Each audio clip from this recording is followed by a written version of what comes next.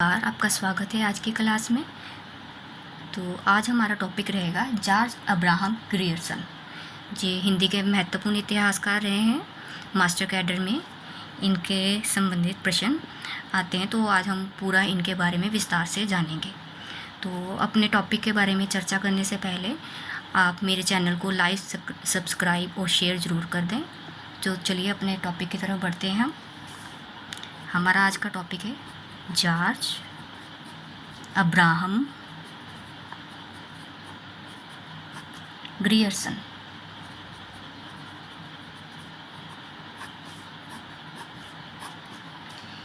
अब George Abraham Grierson का हिंदी साहित्य के इतिहास लेखकों में महत्वपूर्ण स्थान रहा है।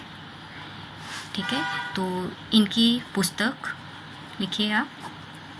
इनकी पुस्तक रही है द मॉडर्न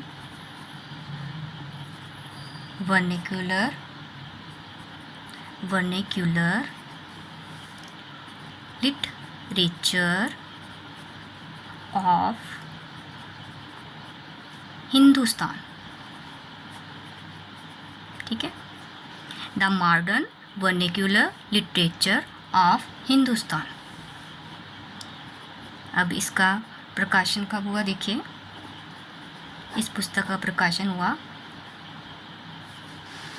1888 ईस्वी में, और इसके प्रकाशक द रॉयल एशियाटिक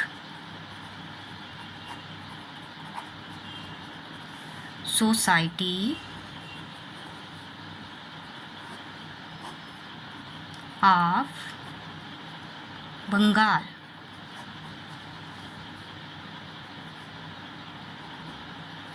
इसका प्रकाशन the Royal Asiatic Society of Bengal की पत्रिका के विशेषांक के रूप में हुआ था। कि पत्रिका के विशेषांक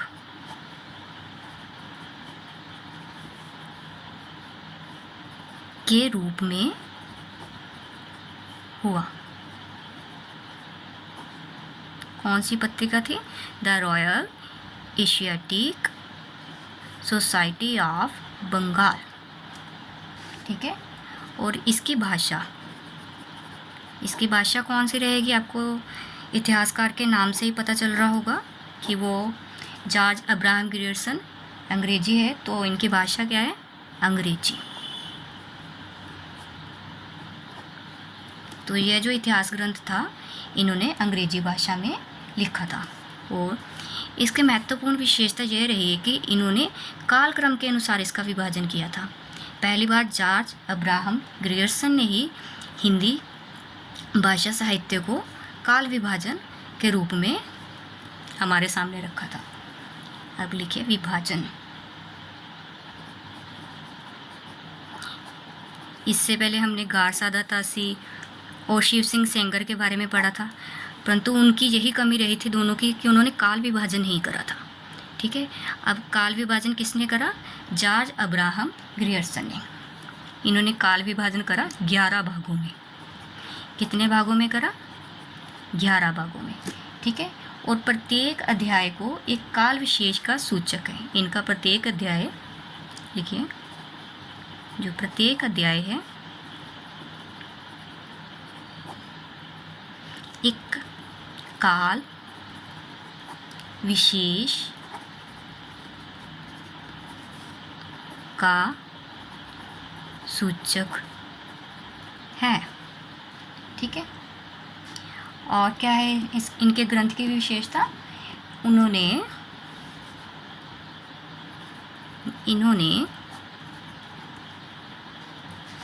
जो काल विभाजन किया है प्रवृत्तियों पर आधारित था। इनका काल विभाजन, इन्होंने प्रवृत्तिगत काल विभाजन किया।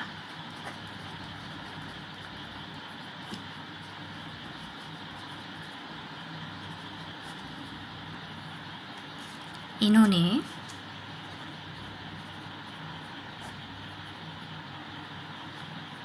कवियों और लेखकों का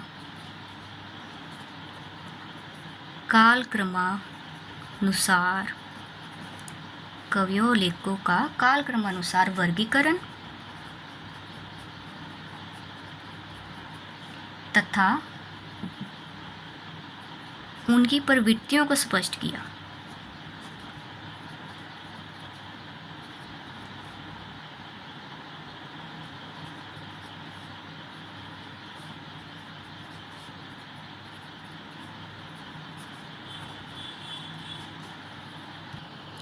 ग्रियर्सन ने ही सर्वप्रथम हिंदी साहित्य के आरंभिक काल को चारण काल कहा। ये सारे इम्पोर्टेंट क्वेश्चंस है जो पेपर्स में आते हैं। जैसे चारण काल सबसे पहले किसने कहा? जॉर्ज ग्रियर्सन ने। अगला पॉइंट देखिए, इन्होंने ही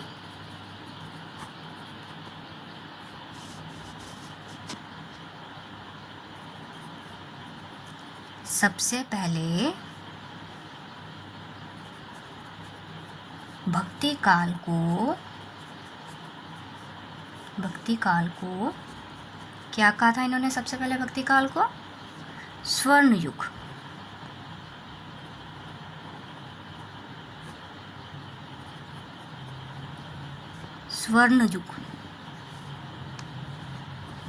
ये इंपॉर्टेंट क्वेश्चन है। ये भी पूछा जाता है कि भक्ति काल को सबसे पहले स्वर्ण युग किसने कहा? जॉर्ज ग्रियर्सन ने। फिर श्याम सुंदर दास ने भी कहा था स्वर्ण काल भक्ति काल को। ठीक है, ये इंपॉर्टेंट क्वेश्चन है दोनों। आगे लिखिए, अंतिम काल को मतलब 11वें काल को 11 भागों में इन्होंने विभाजित किया था ना। ये भी क्वेश्चन पूछ लिया जाता है कि ग्रियर्सन ने अंतिम काल को क्या कहा है। अंतिम काल को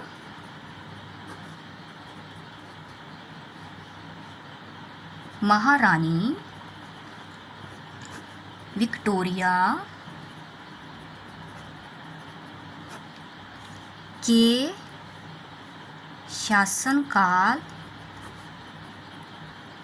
में हिंदुस्तान कहा है।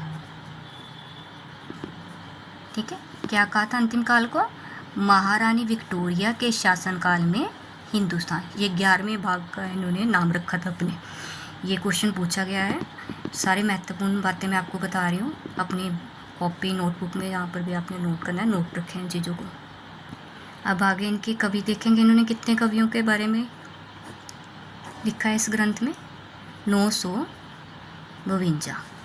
ठीक है, अब इनकी अगली विशेषता क्या रही है? इन्होंने केवल हिंदी के कवियों को लिया था, ना इन्होंने उर्दू, संस्कृत और किसी भी भाषा के कवि को नहीं लिया था, ना अपभ्रंश, ना पाली। इन्होंने हिंदी को एक अलग मार्ग दिया था।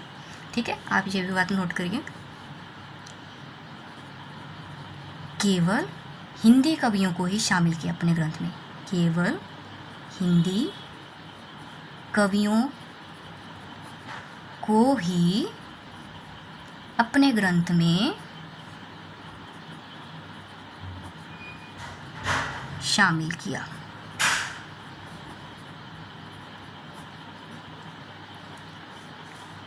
अब ये लिखना चाहते तो ये लिख लीजिए ये भी साथ में कि इन्होंने संस्कृत, प्राकृत, अपभ्रंश, अरबी, फारसी एवं उर्दू कवियों को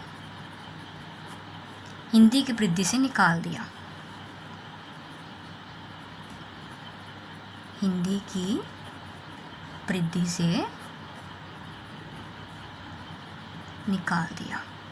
देखें इन्होंने कितना महत्वपूर्ण काम करा था हिंदी साहित्य लिखने में।